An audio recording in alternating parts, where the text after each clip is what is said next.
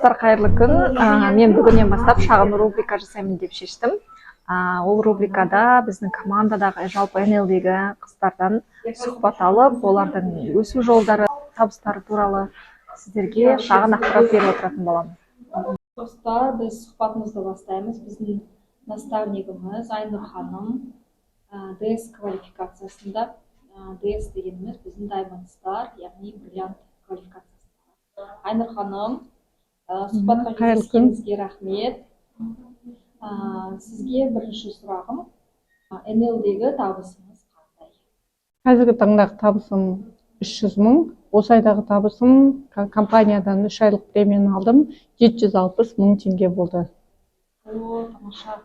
3 айлық. Миллионға жетіп қалыпсыз, иә? Иә, миллионға жетіп қалдым. Табысыңыз еселене берсін. Келесі сұрақ, неге сіз НЛ-ді таңдадыңыз? Именно осы компания.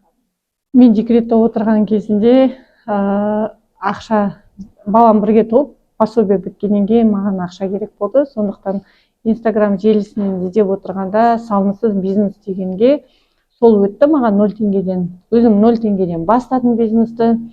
Сосын, конечно, график, балалар кішкентай болғаннан кейін гибкий график деген ұнады, өзің қолданасың уақытты.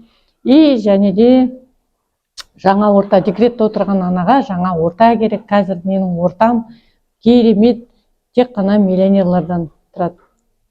Табысыңыз арта берсін. Амин.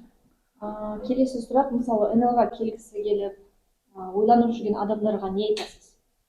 Қазіргі таңда ойланып көріңіз сіз. Осыдан 1 жыл бұрын, осы 2 жыл бұрын қандай өмір болды сізде? 1 жылда қандай да өміріңіз өзгерді ма?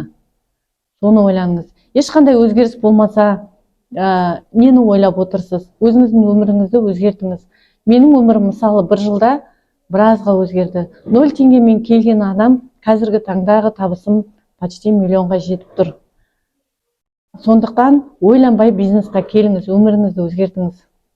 Рахмет, Айнұр ханым, бірінші сұхбатыма. Бірінші сұхбатқа келісіп, Айнұр ханым, мен наставнигім, осындай миллионер ханым. Міне, қасында миллионер жүрсе, сен де миллионер боласың дейді. Сондықтан осындай бизнесте барлығымыз жүрміз.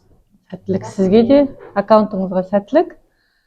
Сізге де жұмыс болсын, миллионер болыңыз. Рахмет.